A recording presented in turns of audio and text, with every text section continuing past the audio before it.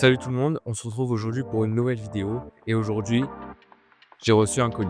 C'est un livre photo et aujourd'hui on va voir ensemble les points positifs et les points négatifs de ce livre photo.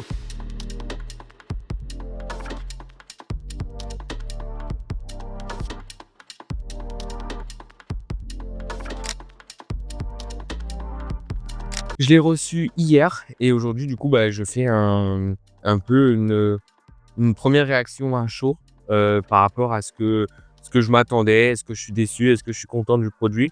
Et vous dire un peu ce qu'il faudrait faire sur vos photos pour améliorer les impressions sur ce type de livre. Donc, dès qu'on va déballer le carton, on va se retrouver avec une petite pochette avec à l'intérieur du coup le livre. Le livre se présente comme ceci. Donc, il y a plusieurs options que vous pouvez retrouver sur le site web. Moi, j'ai opté pour une photo en acrylique et avec un côté, du coup, juste ici, qu'on va retrouver également derrière.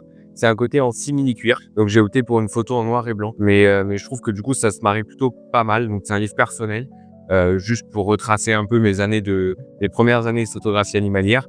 Je trouve que c'est mieux d'avoir un support physique que d'avoir un support numérique. Les deux sont bien, mais j'aime beaucoup avoir les supports physiques entre mes mains. Donc, tout d'abord, là, ce qu'on peut retrouver, donc le logiciel est très complexe et très complet. On va retrouver le nom que j'ai mis ici, donc mon nom, le prénom, juste pour dire qu'en gros, on peut créer comme on le souhaite.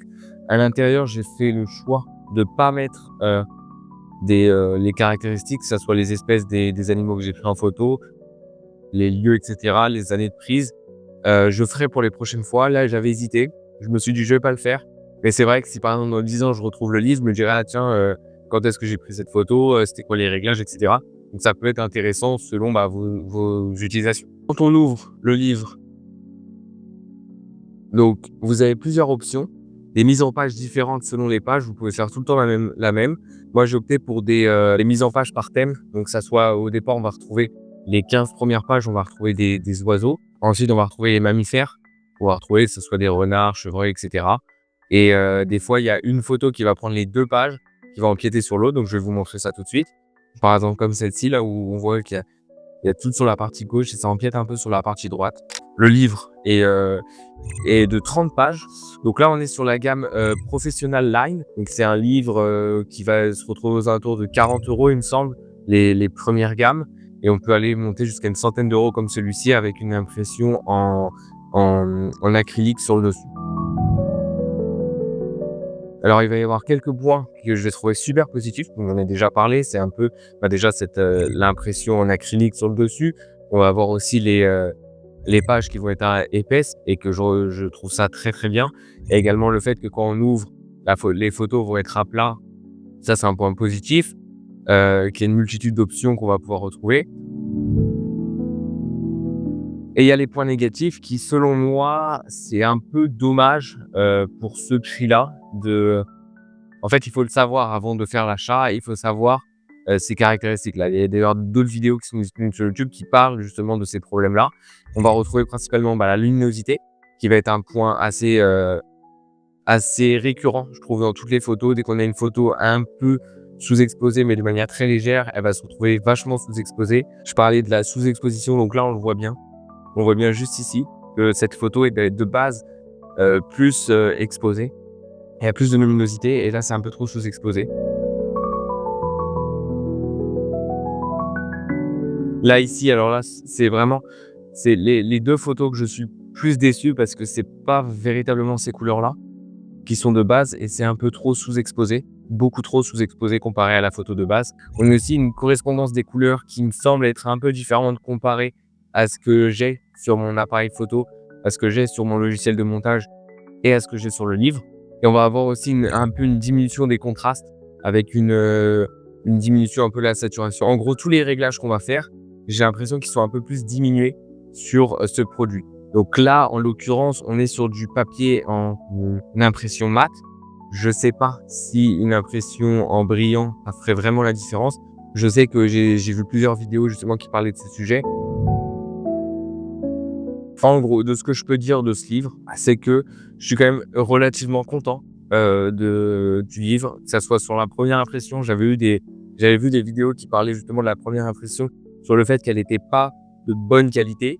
Heu, j'ai pas fait d'impression acrylique de chez Salles Digital. Donc là, je peux pas avoir vraiment un retour d'expérience entre ça et une autre impression sur acrylique du même site. Néanmoins, à première vue, ça me semble vachement correct. Compte tenu déjà que la photo de base, de la mouette pygmée qui plonge, elle est tout simplement, recadrée. Donc je m'attendais à qu'on ait un peu de défaut. On n'en a pas. Honnêtement, je suis quand même très content de cette première image. On va avoir les photos alors je vais retrouver. Donc cette photo-là, c'est 2 huppes. Je suis assez déçu de cette photo parce que, de base, elle est de bonne qualité et là, je sais pas ce qui s'est passé, peut-être une impression un peu ratée. La qualité est assez médiocre sur cette photo-là. Voilà, sinon les autres photos sont quand même globalement réussies.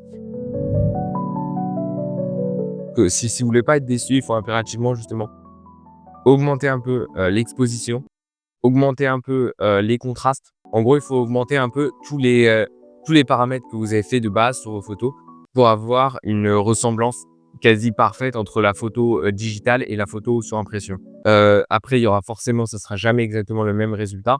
Mais si vous voulez un résultat semblable et qui se rapproche au maximum, je conseille justement d'augmenter un peu ces paramètres-là pour, pour tout simplement, avoir le meilleur résultat possible, sur vos photos et sur les impressions. Voilà, donc j'espère que cette vidéo va un peu vous aiguiller. J'ai pas parlé du logiciel de traitement, parce que je suis pas assez qualifié là-dessus. C'est la première fois que je prends un livre, photo, donc je suis pas assez qualifié dessus. Tout ce que je pourrais dire, c'est qu'il est globalement très simple d'utilisation. Donc, j'ai pas grand chose à dire parce que j'ai pas vraiment de point de différence, de comparaison avec un autre site, qui ferait ce même genre de produit. Donc voilà, donc c'est à peu près tout. J'espère vous avoir, du coup aidé, sur votre choix, si vous allez le prendre ou non, ce livre, ce produit. Et puis on se retrouve, la semaine prochaine pour une nouvelle vidéo. Cette fois-ci, ce sera, certainement de la photographie de manière. À très vite.